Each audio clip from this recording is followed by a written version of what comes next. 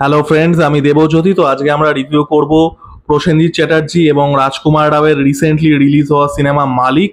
সিনেমাটা আমি জাস্ট দেখে এলাম ফার্স্ট ডে ফার্স্ট শো। তো সিনেমাটা আমার কেমন লাগলো? তো দেখুন, এই সিনেমাটার গল্প আমি যা প্রেডিক্ট করেছিলাম ট্রেলার লেভেলে সেটাই, that is Bihari with a গান। এবং রাজকুমার রাও সে একজন, কি বলবো, পিজেন্টের ছেলে, একজন ভাগ চাষির ছেলে। সে আস্তে আস্তে এই যে ক্রাইমের সিঁড়িটা টপকে he is becoming the kingpin of that region. এবং এটা একটা পিরিয়ড গল্প, লেট 80s আর্লি 90s এর গল্প। এবং যে সময় বিহারের জঙ্গল রাজ চলছে। আপনারা জঙ্গল রাজের গল্প সবাই জানেন, বিহার এবং ইউপির কিছু কিছু জায়গায়।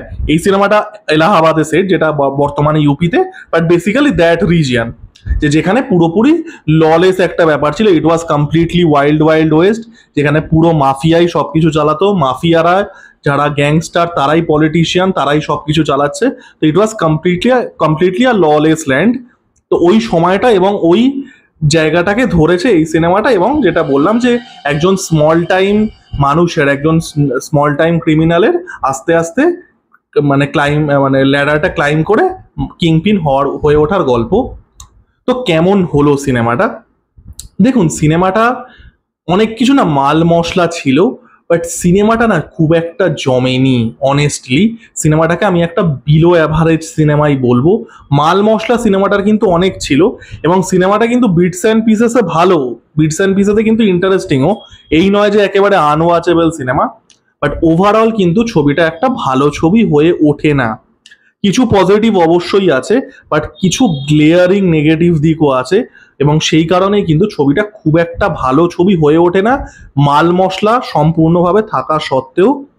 তো প্রথম পজিটিভ আমি যদি বলি, দেখুন, এই সিনেমাটা না খুব ওল্ড স্কুল একটা স্টার ভেহিকেল, ঠিক আছে? আমরা এখন এই জাতীয় সিনেমা দেখি না। একটা স্টার ভেহিকেল কি, যে আপনি সেই সিনেমাটা বানাচ্ছেন সেই হিরোটাকে হাইলাইট করার জন্য। সেই হিরোর কমিক টাইমিং হতে পারে, তার রোম্যান্স হতে পারে, তার ট্র্যাজিক অ্যাবিলিটিস হতে পারে, তার অ্যাকশন হতে পারে। এই সিনেমাটা এক্স্যাক্টলি ওই কারণেই বানানো। এটা মানে রাজকুমার রাওকে একটা ইমেজ মেক ওভার দেওয়া, তাকে একটা অ্যাকশন আভাতারে প্রেজেন্ট করার জন্যই শুধুমাত্র এবং শুধুমাত্র এই কারণেই বানানো। এটা কিন্তু এখন যে টেন্টপোল সিনেমাগুলো তৈরি হয়, ফ্র্যাঞ্চাইজ সিনেমাগুলো তৈরি হয়, তার থেকে অ্যাপ্রোচগত দিক দিয়ে আলাদা। এটা শুধুমাত্র রাজকুমার রাও, যে সবসময় আর কি একটা বয় নেক্সট ডোর টাইপের রোল প্লে করে এসছে। রাজকুমার রাওকে দেখতেও খুব রিলেটেবল, একদম পাশের বাড়ির ছেলের মতনই। সে যে রোলগুলো প্লে করে এসছে সেগুলো হয়তো এখন একটা স্যাচুরেশন পয়েন্টে চলে গেছে। তো তাকে একটা ইমেজ মেক ওভার দিতে হবে, একটা অ্যাকশন আভাতারে প্রেজেন্ট করতে পারে। এবং এটা কিন্তু এই সিনেমাটা সাকসেসফুলি করতেও পারে। সিনেমাটা যদি হাইলাইট কিছু থেকে থাকে, এটা রাজকুমার রাও, যেটা বললাম পুরো সিনেমাটাই রাজকুমার রাওকে কেন্দ্র করে। এবং পুরো সিনেমাটার দ্য সোল পারপাস অফ এক্সিস্টেন্সই হচ্ছে রাজকুমার রাওকে একটা ইমেজ মেক ওভার দেওয়া। এবং সেটা কিন্তু at least on a character level Rajkumar রাওয়ের ক্ষেত্রে সেটা করতে পারে। রাজকুমার রাওকে ভালো লেগেছে, তার পারফরমেন্স ভালো, is a very good actor, এই বিষয়ে কোনো সন্দেহই নেই। অ্যাকশন সিন যতটা আছে তার কাজ কনভিন্সিং, এবং অ্যাকশন সিনের কিন্তু প্রশংসা করতে হবে এখানে। কারণ রাজকুমার রাও, এটা আমি ট্রেলার রিভিউ সময়ও বলছিলাম, যে রাজকুমার রাও কিন্তু ফিজিক্যালি ইম্পোজিং নয়। হি ইজ নট আ বিফটা বাল্কি গাই, তার ওই ফিজিক্যাল প্রেজেন্সটা নেই। তার একদমই সাধারণ ছোটখাটো চেহারা। তো এইরকম একটা চেহারার মানুষকে বিলিভেবলি, জিনিসটাকে দেখে হাস্যকর হয়ে যাবে না, বিলিভেবলি একটা অ্যাকশন আভাতারে প্রেজেন্ট করাটা কিন্তু ক্রেডিটেড ছিল। এবং সেটা কিন্তু সাকসেসফুলি সিনেমাটা করতে পারে। তো Rajkumar Rao is the biggest positive takeaway of this film. সিনেমাটার খুব বেশি যে পজিটিভ আছে তা নয়, but this is certainly a positive. এটা বানানোই হয়েছিল রাজকুমার রাওকে অ্যাকশন ইমেজটা দেওয়ার জন্য, সেটা সাকসেসফুলি করতে পারে। সেকেন্ড যে জিনিসটা এই সিনেমাটা খুব ভালো করে, সেটা হচ্ছে এই সিনেমাটা না ওই যে রিজিয়ানটা যেটা বললাম, এখানে এলাহাবাদ বলছে, বাট ওই বিহার ইউপি ওই যে সময়টা, ওই লেট 80s আর্লি 90s, যখন জঙ্গল রাজ চলছে, when mafia is running everything, এবং কোনো ল বলে কিচ্ছু নেই, ওই সময়টাকে খুব সুন্দর করে ক্যাপচার করতে পারে। সেই সময়কার মানুষ যেভাবে ওয়ার্ল্ডটাকে দেখিয়েছে, যেভাবে তারা কথা বলছে অ্যান্ড এভরিথিং, জিনিসটাকে খুব বেশি স্টাইলাইজ বা ওভার দ্য টপ করতে দেওয়া হয়নি। জিনিসটা কিন্তু অ্যাকচুয়ালিতে বেশ রিয়েলিস্টিক লাগছে। অ্যাকচুয়ালি আপনারা যদি প্রকাশ ঝার সিনেমাগুলো দেখেন, প্রকাশ ঝা নিজে বিহার থেকে, এবং তিনি বিহার ইউপি ওই রিজিয়নটাকে কেন্দ্র করে একাধিক ছবি বানিয়েছিলেন, গঙ্গা জল বলুন, পাপাহারান বলুন। ওই সিনেমাগুলো দেখে মানে আপনার কিন্তু এই সিনেমাটা দেখে ওই সিনেমাগুলোর কথা মনে পড়বে। ওই বিহার একটা হার্টল্যান্ডের গল্প, রিয়েলিস্টিক ক্যারেক্টার, ওই ললেস ক্রাইম, ওই জায়গায় জিনিসগুলো দেখাচ্ছে। এই সিনেমাটা ওই লেভেলে একটা গঙ্গা জল লেভেলের সিনেমা কখনোই নয়, বাট আমি বলছি মানে আপনাদের কিন্তু ওই সিনেমাগুলোর কথা মনে পড়বে। আর সিনেমার অ্যাকশন যতটুকু যা আছে ভালো, বাট সিনেমাটার একটা অ্যাকশনের মধ্যেও একটা বিশাল বড় ফ্ল আছে, সেটাতে আমি আসছি। বাট সিনেমাটা অ্যাকশন যতটুকু যা আছে ভালো, বিশেষ করে ইন্টারভাল ব্লকে একটা অ্যাকশন আছে যেটা বেশ ভালো। এবং সিনেমাটা দেখুন, আমি এতক্ষণ প্রসেনজিৎ চ্যাটার্জির কথা বলিনি, কারণ প্রসেনজিৎ চ্যাটার্জির ক্যারেক্টারটা খুব আন্ডার রিটেন, সেটাকে আমি নেগেটিভেই রাখবো। বাট সেটা না বুমবাদার খুব একটা ফল্টও না। প্রসেনজিৎ চ্যাটার্জির যতটুকু যা পেয়েছেন ক্যারেক্টারটা, তিনি ভালো পারফরমেন্স দিয়েছেন, ঠিক আছে। এবং ক্যারেক্টারের মধ্যে একটা সোয়া গানা থেকে শুরু করে সবকিছুই করেছেন, বাট ক্যারেক্টারটা এতটাই আন্ডার রিটেন এবং ক্যারেক্টারটা স্ক্রিন টাইম এতটাই কম যে ওখানে আপনার মানে আবারও যেটা বোম্বাদা ভালো কাজ করেছে, বাট ওখানে না কিছু করার নেইও আপনার। মানে আপনি যতই চেষ্টা করে নিন ওই ক্যারেক্টারটাকে স্ট্যান্ড আউট করানো যাবে না। তাও আমি বোম্বাদার পারফরমেন্স পজিটিভেই বলবো, যদিও ওটা ক্যারেক্টারই সিভিয়ারলি আন্ডার রিটেন। এবার আমি আসি নেগেটিভে। দেখুন, এই সিনেমাটা না এক্স্যাক্টলি একই গল্প অন্যভাবেও বলা যেত। এই সিনেমাটার যে অ্যাপ্রোচটা নিয়েছে, সিনেমাটা প্রথমত প্রচুর কিছু জিনিস একসাথে করার চেষ্টা করে। প্রথমত এটা ওই বিহারের যেটা বললাম, ওই বিহার ইউপি ওই জাঙ্গাল রাজের এরাটাকে ধরার চেষ্টা করে। এখানে একটা ক্লাস অ্যাঙ্গেল এনেছে যে একজন পিজেন্টের ছেলে, একজন ভাগ চাষির ছেলে যে অন্যের জমিতে চাষ করে, তার ছেলে আস্তে আস্তে আর কি মালিকের জায়গাটা দখল করছে। মালিক নামটা ওই জন্যেই সিনেমাটা ওই সময়কার অর্গানাইজড ক্রাইমের কথা বলে। এবং সেই সময় যে অর্গানাইজড ক্রাইমের সাথে পলিটিক্যাল যে নেক্সাসটা ছিল, আপনারা সবাই জানেন বিহারে ইউপিতে সেই সময় যারা গ্যাংস্টার তারাই পলিটিশিয়ান ছিল। তো এই যে ক্রাইম এবং পলিটিক্সের যে নেক্সাস, সেই জিনিসটা ইয়ে করে। এখানে আমরা দেখতে পাচ্ছি রাজকুমার রাওয়ের ক্যারেক্টারটার মধ্যেও একটা মানে একটা পলিটিক্যাল অ্যাম্বিশন আছে, সে বিধানসভা ইলেকশনে দাঁড়াতে চায়। তার সাথে আবার একটা হিটের মতো ব্যাপার স্যাপার করার চেষ্টা করেছে, ওই চোর আর পুলিশের যে খেলাটা, মানে দুজনের টাসেল, যেটা প্রসেনজিৎ চ্যাটার্জি আর রাজকুমার রাওয়ের মধ্যে করার চেষ্টা করেছে। তো সিনেমাটা না অনেক কিছু করতে গেছে, ঠিক আছে। অনেক কিছু করতে গিয়ে কোনোটাই হয়নি। বলে না অধিক সন্ন্যাসীতে গাজন নষ্ট, এই সিনেমাটার ওইটাই হয়েছে। মানে অনেক কিছু একসাথে ঠুসতে গিয়ে এই সিনেমাটা মানে কোনোটাই খুব ভালো করে উঠতে পারেনি। এবং সিনেমাটা আরো একটা সমস্যা ছিল না, এই সিনেমাটাই একই ক্যারেক্টারগুলো নিয়ে একইভাবে আপনি অনেক বেটার একটা সিনেমা বানাতে পারতেন। সিনেমাটা যখন শুরু হয়, সিনেমাটা স্টার্টিং হয় ব্যাপকভাবে বাই দ্য ওয়ে, তারপরে কাইন্ড অফ যেটা বললাম বিটস অ্যান্ড পিসেসে ভালো, একেবারে খারাপ নয়, বিটস অ্যান্ড পিসেসে ভালো। সিনেমাটা স্টার্ট হয় ব্যাপকভাবে। সিনেমাটা যখন স্টার্ট হয়েছিল আমি ভেবেছিলাম এটা একটা শুট আউট অ্যাট লোখান্ডওয়ালা টাইপের সিনেমা হবে। শুট আউট অ্যাট লোখান্ডওয়ালাতে কি ছিল, যে শুট আউট অ্যাট লোখান্ডওয়ালাতে ছিল যে একটাই মিশনের ওপরে, ওই লোখান্ডওয়ালাতে ওই বিল্ডিং কমপ্লেক্সের ওপরে একটাই মিশনের ওপরে ফোকাস করছে, সেই মিশনটাই পুরো সিনেমা।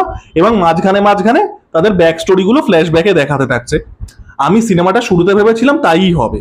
এবং সিনেমাটার যে কনক্লুডিং যে আর কি ব্যাপারটা আছে, যে কনক্লুশনটা আছে, সেটা ওটা শর্টও দেখিয়েছিল যে পুলিশরা চারিদিকে গ্রামের ঘিরে ফেলেছে এবং আর কি মানে ওয়ার্নিং দিচ্ছে যে বেরিয়ে আসতে। ওইটাই that should have been the story, ঠিক আছে। শুট আউট অ্যাট লোখান্ডওয়ালা স্টাইলে যদি ওই গল্পটা যে পুলিশরা এই ক্রিমিনালটাকে নেল করবে এবং পুরো গ্রামটাকে খালি করিয়ে তারা পুরো ঘিরে ফেলেছে, সেটা মানে এইটাই যদি গল্প হতো, একটা সিঙ্গুলার মিশন এবং মাঝখানে মাঝখানে ব্যাক স্টোরিতে যদি গল্পটা বলা হতো, basically the shootout at Lokhandwala format, এই সিনেমাটাই অনেক বেটার একটা সিনেমা হতো। এখানে অনেক কিছু জিনিস এক্সট্রা ঢোকাতে চেয়েছে, এই ক্লাস কনফ্লিক্ট, এই মানে পলিটিক্স এর সাথে ক্রাইমের নেক্সাস, মানে ওইখানকার মানে রিজিওনাল পলিটিক্স, অনেক কিছু ঢোকাতে চেয়েছে, এগুলো দরকারই ছিল না। এইবার আমি ফাইনাল যে পয়েন্টটা বলবো, যেটা সব থেকে বড় সমস্যা ছিল, সেটা হচ্ছে ক্লাইম্যাক্স। এটা আমি স্পয়লার ছাড়া বলতে পারবো না, তো আমি আগেই বলে দিলাম স্পয়লার অ্যালার্ট, ঠিক আছে। আমি একটা সিনেমার ডে ওয়ানে আপনাদেরকে স্পয়লার দিতে চাই না, আপনারা এই পার্টটা কিন্তু চাইলেই স্কিপ করে যেতে পারেন, স্পয়লার অ্যালার্ট, কারণ স্পয়লার না দিয়ে আমি এই পয়েন্টটা বোঝাতে পারবো না। সিনেমাটার সব থেকে উইক পয়েন্ট হচ্ছে সিনেমাটার ক্লাইম্যাক্স। সিনেমাটার ক্লাইম্যাক্সটা এত ডিসঅ্যাপয়েন্টিং, সিনেমাটা ক্লাইম্যাক্সের আগে অবধি কিন্তু একটা মোটামুটি সিনেমা, ঠিক আছে?